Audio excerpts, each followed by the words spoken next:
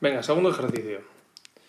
Nos dice el ejercicio 10. Un elemento emite una energía de 15 electronvoltios. Nos da como dato, esto lo recordaréis del tema de campo eléctrico, que un electronvoltio son 1,6 por 10 a la menos 19, ¿vale? Esto es un exponente, a la menos 19 julios, tras excitarlo convenientemente.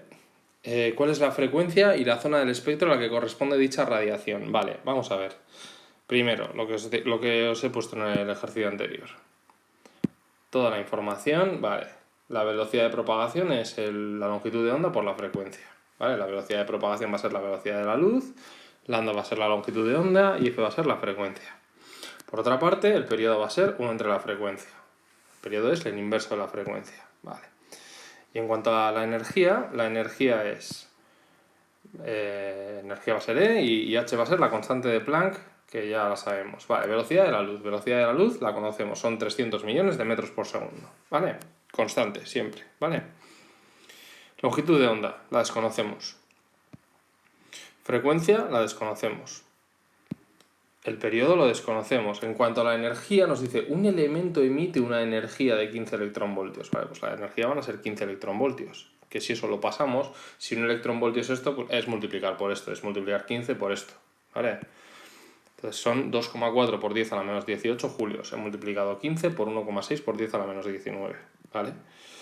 Y la constante de Planck, ya sabemos, 6,62 por 10 a la menos 34 julios por segundo. Vale, ¿qué nos pide? Nos está pidiendo la frecuencia y luego la zona del espectro vamos a hablar después. Pero primero la frecuencia, ¿vale?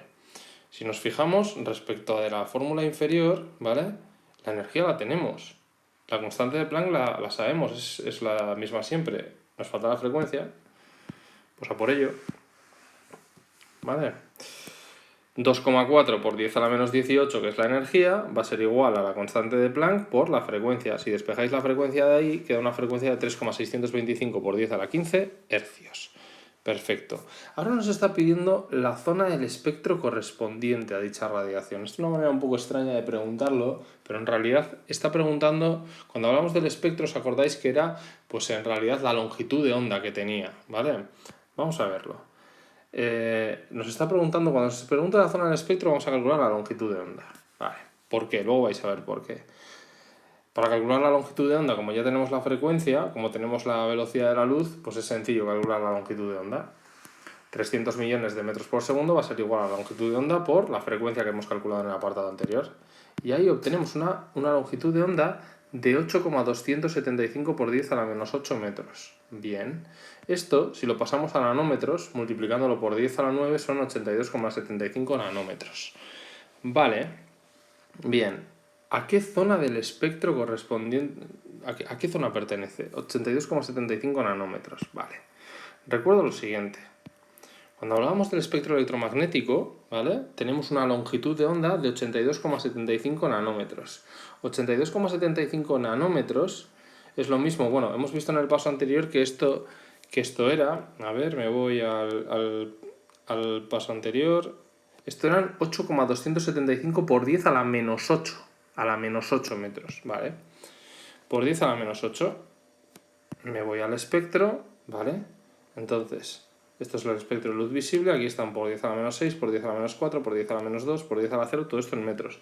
A nosotros nos había quedado por 10 a la menos 8. Por 10 a la menos 8 estamos en esta franja de aquí, que son en la zona de las ondas ultravioleta, ¿vale? ¿Qué zona del espectro corresponde a dicha radiación?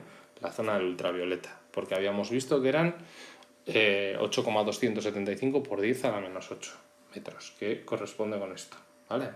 Es una pregunta un poco más teórica que otra cosa.